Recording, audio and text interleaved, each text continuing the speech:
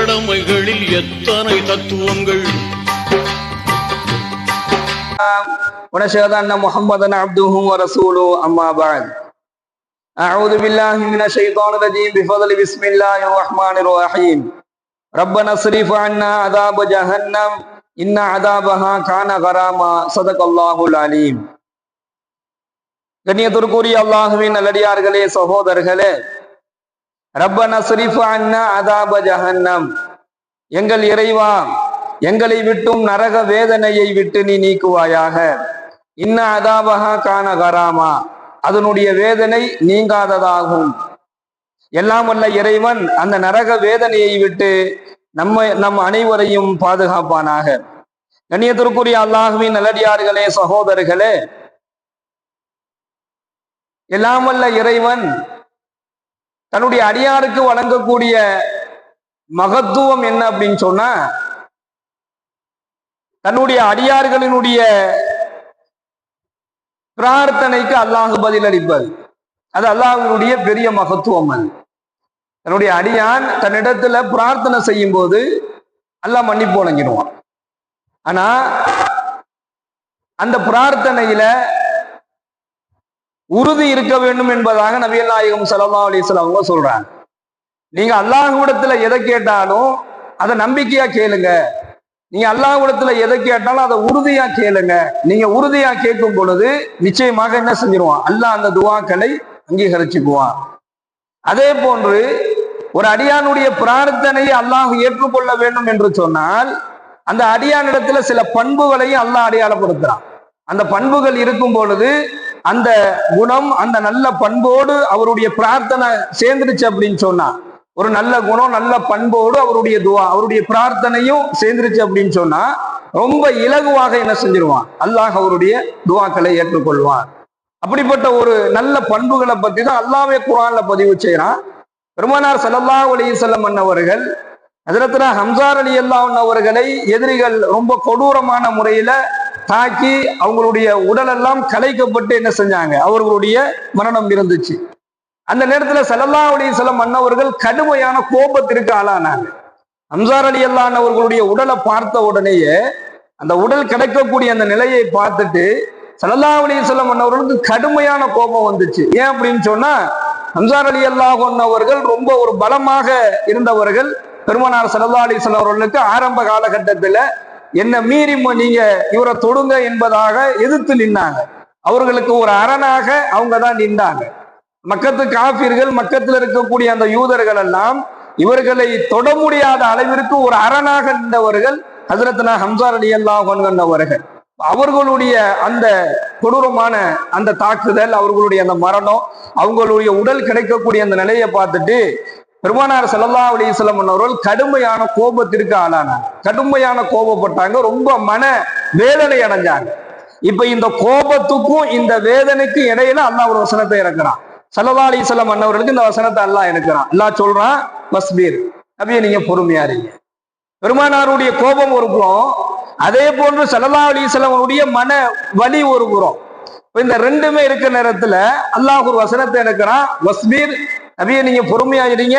வமா சபருக்க இல்லா பில்லா, நீங்க அல்லாஹ் பொறுமையாளர்களோடு அல்லாஹ் இருக்கிறான். வலா தஹஸன், இந்த மாதிரி நடந்துருச்சு, இந்த மாதிரி இவங்க செஞ்சுட்டாங்கன்னு சொல்லிட்டு நீங்க கவலைப்படாதீங்க, வருத்தப்படாதீங்க, அல்லாஹ்வுடைய உதவி உங்களுக்கு கிடைக்கும், நீங்க பொறுமையா இருங்க என்பதாக அல்லாஹ் அந்த இடத்துல தன்னுடைய இறை தூதர் ஸல்லல்லாஹு அலைஹி வஸல்லம் அன்னவர்களுக்கு வஸ்பீர், நீ பொறுமையுடன் உமது பணியை நீங்கள் செய்து கொண்டிருப்பீராக என்கின்ற ஒரு வசனத்தை அல்லாஹ் இறக்கி கொடுக்கிறார்.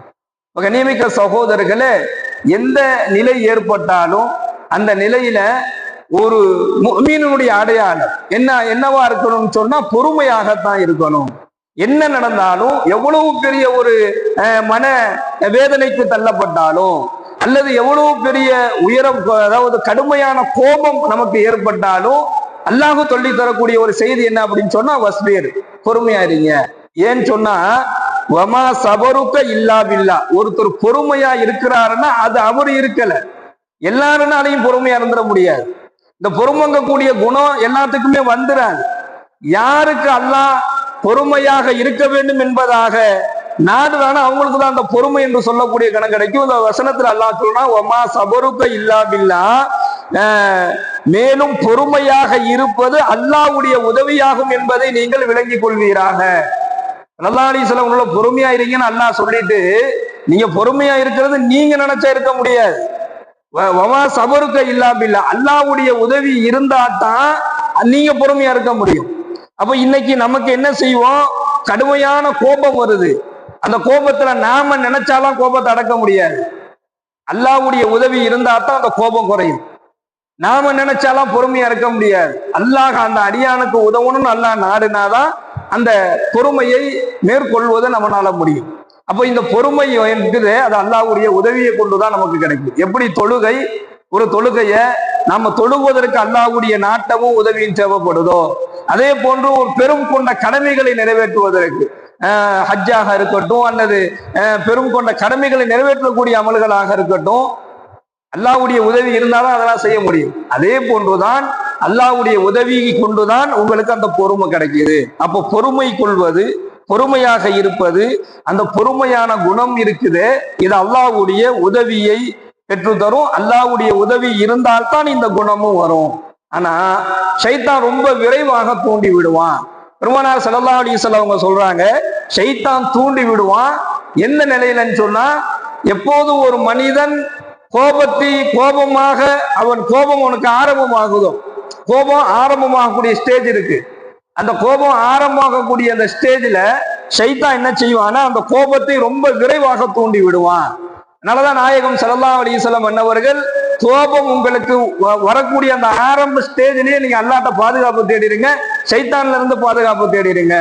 கோபம் வரும் பொழுது அல்லாஹ்விடத்துல ஷைத்தானை விட்டு நீங்க பாதுகாப்பு தேடுங்க என்பதாக சொல்லி தராங்க. அப்ப அந்த ஆரம்ப ஸ்டேஜ்லயே ஷைத்தான் தூண்டி விடுவான். அப்ப பொறுமையை கையாள்வது ரொம்ப கடினமா போயிடும். பொறுமையை கையாள்வது ரொம்ப கடினமா போயிடும். அவர்னால சில பேரை கண்ட்ரோலே பண்ண முடியாது. கோபப்பட்டுட்டாங்க அப்படின்னு சொன்னா சில பேர் என்ன செஞ்சிட முடியாது, அவங்கள கண்ட்ரோலே பண்ண முடியாது. அவங்களா கண்ட்ரோலுக்கு வந்தா தான் உண்டு. இல்லை அப்படின்னு சொன்னா அதுக்குள்ள என்னென்னமோ நடந்து முடிஞ்சு. ஒரு 10 நிமிடம் அவர் கோபத்துல இருந்தாருன்னா அந்த 10 நிமிடத்துல அவரை கண்ட்ரோல் பண்ண முடியாத அளவுக்கு ஒரு கோபம் வந்துடுச்சுன்னா அவர் என்ன செய்ய முடியாது, அவரா நினைச்சாதான் முடியும். அந்த 10 நிமிடங்கள்ல அவர் பல செயல்களை செஞ்சிட்டு போறாரு. அதனால பல இழப்புகள் ஏற்படும். அப்ப அந்த கோபம் வந்தால் என்ன செஞ்சுக்கணும், பொறுமையை கையாள்வது கடினம் தான். ஆனால் பொறுமையை அல்லாஹ் நாடினால், அல்லாஹ் உதவினால் அந்த பொறுமையை கொடுத்துருவான். அத்தகைய அந்த பொறுமையான குணத்தை அல்லாஹ் நமக்கு தருவானாக. கண்ணியமிக்க சகோதரர்களே, இரண்டாவதாக நபிகள் நாயகம் ஸல்லல்லாஹு அலைஹி வஸல்லம் சொல்லி தருகின்றார்கள், ஒரு அன்சாரி சஹாபி தொழுகைக்காக வேண்டி ஒழு செய்யறாரு. ஒழு செஞ்சுட்டு அவர் உள்ள வரும் பொழுது நாயகம் ஸல்லல்லாஹு அலைஹி வஸல்லம் அன்னவர்கள் ஏதோ அவர் சொர்க்கவாதி என்பதாக சொல்றாங்க. ஏதோ அவர் சொர்க்கவாதி அப்படின்னு சொல்லி சொல்றாங்க. இரண்டாவது நாளும் அதே மாதிரி அவர் ஒழு செஞ்சுட்டு உள்ள வரும் பொழுது இதோ சொர்க்கவாதி வர்றார் அப்படின்னு சொல்லி சொல்றாங்க. மூன்றாவது நாளும் அதே மாதிரி இதோ ஒரு சொர்க்கவாசி வர்றாரு அப்படிங்கிறாங்க. இந்த 3 முறை சொல்லும் பொழுதும் ஒரு அன்சாரி சஹாபி ஒருத்தர் உள்ள வர்றாரு. இப்ப இதை பார்த்து ஹஜ்ரத்னா இப்னு அம்ர் ரலியல்லாஹு அவர்கள் நேரா என்ன செஞ்சுறாங்கன்னா அவர்கிட்ட போயிடறாங்க. அவர்கிட்ட போயிட்டு, உங்க கூட நான் ஒரு 3 நாள் தங்கிக்கட்டுமா என்பதாக கேட்கிறாங்க. யாரை பார்த்து ஸல்லல்லாஹு அலைஹி வஸல்லம் அன்னவர்கள் சொர்க்கவாதி என்பதாக மூன்று முறை தொடர்ந்து சொன்னார்களோ அந்த அன்சாரி சாஹிபிட்ட போயிட்டு, அம்ர் ரலியல்லாஹு அவர்கள் உங்க கூட நான் தங்கிக்கட்டுமா, ஒரு 3 நாட்கள் உங்க கூட நான் தங்கிக்கிறேனே, நான் வீட்டுக்கு போகல, எனக்கும் என்னுடைய வீட்டுல இருக்க என்னுடைய தகப்பனாருக்கும் சண்டை, அதனால நான் வீட்டுக்கு போக முடியாது, உங்க கூட தங்கிக்கட்டுமான்னு சொல்லி கேட்கிறாரு. தாராளமா வாங்க என் கூட தங்கன்னு சொல்லி அவரும் கூட்டி போயிடுறாரு. அப்ப வீட்டுல போய் கூட போய் தங்கி இருக்கிறாங்க. கூட போய் தங்கி இருக்கக்கூடிய நேரத்துல அவர் என்ன செய்யறாரு, இரவு நேரத்துல உணவு சாப்பிடுறாரு, படுத்து தூங்கிடுறாரு, காலையில சுபுவுக்கு எழுந்திருக்கிறாரு, ஃபஜ்ர் தொழுகிறாரு, எல்லா விதமான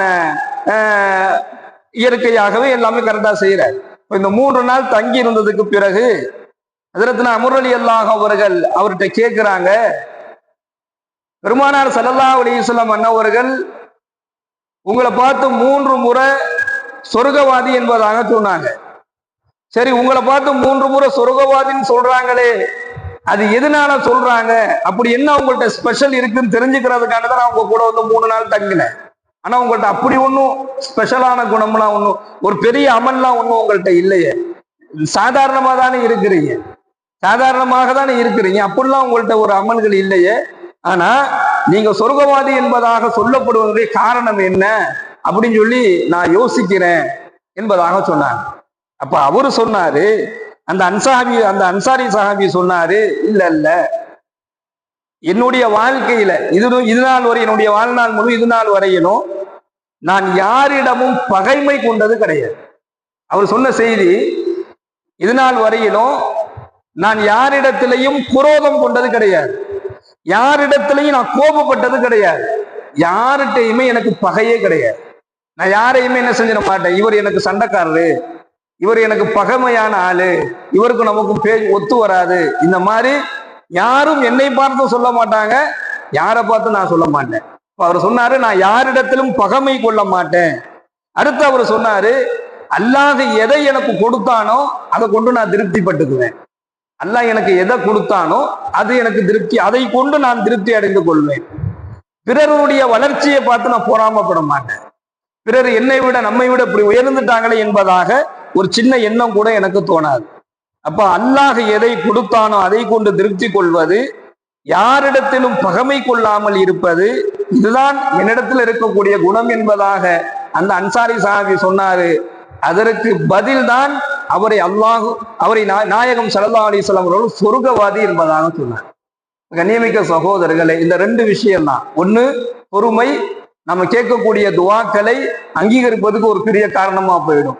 சொர்க்கத்துல கொண்டு போய் சேர்க்கக்கூடிய செயலாக இந்த இரண்டாவது விஷயம், யாரிடத்திலும் பகைமை கொள்ளாமல் வாழ்வது. அதே போன்று அல்லாஹ் எதை கொடுத்தானோ அதை கொண்டு திருப்தி கொள்வது, பிறருடைய வளர்ச்சியை பார்த்து எந்த நிலையிலையும் பொறாமை கொள்ளாமல் இருப்பது. இது சொர்க்கத்துல கொண்டு போய் சேர்த்துடும். நரகத்தை விட்டு பாதுகாப்பை பெற்று சொர்க்கம் நுழையக்கூடிய ஒரு நர்பாக்கியத்தை அல்லாஹ் வழங்குவான். எல்லாம் உள்ள இறைவன் அத்தகைய நரக வேதனையை விட்டு நம்மையும் நம்முடைய குடும்பத்தார்களையும் பாதுகாத்து சொர்க்கம் நுழையக்கூடிய நல்ல பாக்கியத்தை அல்லாஹ் வழங்குவானாக. வாய்தாவான் அவனில் அல்ஹம்துலில்லாஹி ரப்பில் ஆலமீன். அஸ்ஸலாமு அலைக்கும் வரஹ்மத்துல்லாஹி வபரகாத்துஹு. சுப்ஹானல்லாஹி வபிஹம்திஹி சுப்ஹானக்கல்லாஹும்ம வபிஹம்திக வனஷ்ஹது அல்லா இலாஹ இல்லா அன்த வனஸ்தக்ஃபிருக வனதூபு இலைக். சுப்ஹான ரப்பிக ரப்பில் இஸ்ஸத்தி அம்மா யசிஃபூன் வ ஸலாமுன் அலல் முர்ஸலீன் வல்ஹம்துலில்லாஹ்.